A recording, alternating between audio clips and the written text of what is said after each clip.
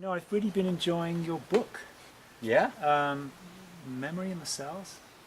hmm Yeah. How to heal patterns that affect our lives.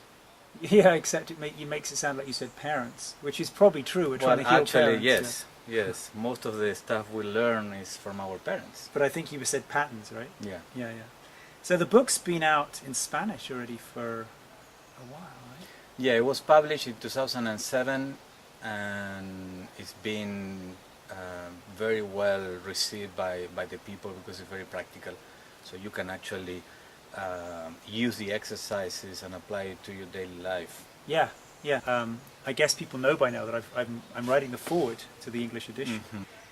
Yeah, I tell you what I really liked about this book and what makes it special, because for me, you know, there's a whole lot of people who I meet and deal with who now have access to this kind of spacious consciousness. You know, we could call that awakening. You know what I mean? That kind of, you know, knowing yourself to be one with everything.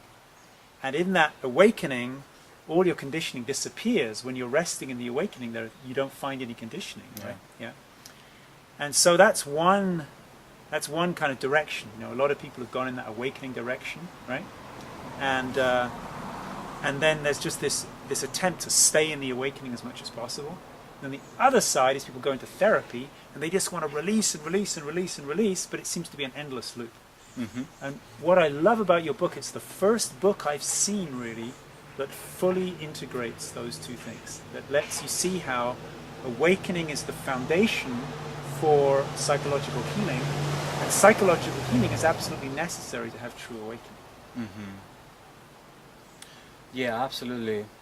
There is no real awakening if you are not applying it to your life, if it doesn't become part of your relationships, Yeah. of your profession. Yeah. It's like this fracture, this division of I have a spiritual life and at the same time I work for whatever job or company or corporation that goes actually against my values, my integrity, my honesty, and I feel divided inside. And many people find themselves in that place, Right. that they cannot integrate their practical life with their values. Yeah. Yeah, you were talking about it in context of work. I see it even more in the context of relationship, where we Absolutely. meditate, we feel this kind of universal love with everything, but you try and have an intimate relationship in this conflict because the awakening has remained restricted to the meditation cushion. It hasn't overflowed into the rest of life. And I feel like, you know, as you probably know, it's relatively rare for me to really get behind something, and your book is one of the few things I've really gotten behind lately. Well, I'm glad to hear that. Yeah, because the idea is that more and more people support it and start using it. The point is really to apply it. Yeah. And I became convinced through my experience after all these years as a therapist and a healer that we are suffering a deep ignorance about ourselves, about our bodies, about our feelings and emotions. We have a lot of academic, intellectual, rational training since kindergarten. And we don't have body education, emotional education. We don't know what feelings are. We don't know what's the difference between feelings and emotions. We don't know if there is any use or value in them. And then we go out into life dealing with relationships all the time. And we don't know how to deal with conflict, we don't know how to set boundaries, we don't know how to get out of the power struggle in relationships, and that creates a lot of pain, a lot of dysfunction. Our bodies get sick because we suppress our feelings. We don't know how to move them, how to release them. And that's why I can see that like a big missing link in this chain of wellness that we are all after. Yeah. We want to feel good, we want to enjoy, we want to be creative, we want to have great relationships and great professions, but we are ignorant about the way our body talks to us. Yeah, that's right. Now you talked about just now, you mentioned the difference between feeling and emotion. Mm-hmm. That's actually a distinction that I made a lot in the Translucent Revolution. My book came out a few years ago.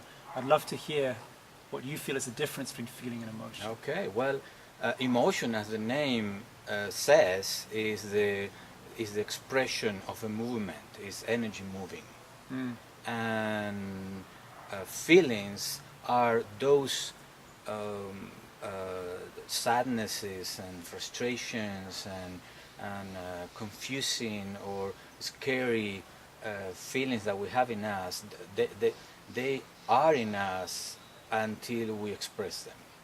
So feelings become emotions when you move them, when you allow your body to release them. Otherwise they stay in you. And the risk is that they become stagnant and they create energy contractions in our bodies. And when that happens, the energy doesn't flow freely, and of course all the functions of that part of the body get affected. So for me, a feeling is the reaction to a thought in myself, a belief, or your thoughts or someone else's thoughts. Something happens, I feel sad, or I feel furious. If I pretend that nothing happens, I stuff it in my body. Mm. So what it could be an emotion, it becomes negative emotional charge trapped in our body. Negative feelings and positive feelings is our body talking to us, actually. And when we follow this information, they become our sensor, our radar. They guide us. Because when you feel a negative feeling, it's your body telling you you are getting away from something that is very important for you, a human value that I call. So human values are love, compassion, freedom, honesty, trust. So if there is not enough of that, I'm going to feel very uncomfortable. And if there is the presence of these values, I'm going to feel good. I enjoy my trust and freedom and peace and harmony with others. So if we take away any of those, I'm going to be lost. And in our culture, we were taught that negative feelings are bad, are wrong. That is my fault or is your fault. But the key is not to feel them. The less you feel them, the better. The more successful you are, the better person you are. And that's a big lie. That's not true. That has created a lot of misery for us.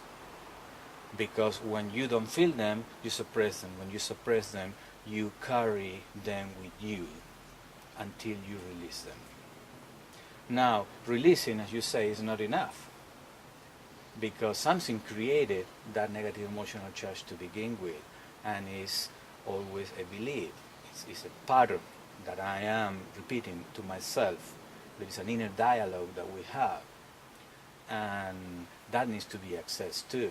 That's why in the book I talk about the two steps in this dance of transformation. One is releasing the negative emotional charge, and the other one is finding what is causing it. What is the belief that is making me feel this negativity? And in what way I'm getting away from my values. So when I am living my life aligned to what is important for me, I'm going to feel great. Mm. And otherwise is what I call, your inner world becomes a distraction for you, or sometimes a way to escape what is going on in your life. Beautiful, beautiful. Well, I'm really excited about your book. I think it's important for everyone to know I'm not making any money. This is not like some kind of a deal that's been made here. No, this is an honest endorsement of something that's valuable. So check out Luis Diaz's book, Memory in the Cells. It's available October 5th. And this is Luis Diaz. You'll be hearing a lot more about him, and I really recommend you check him out.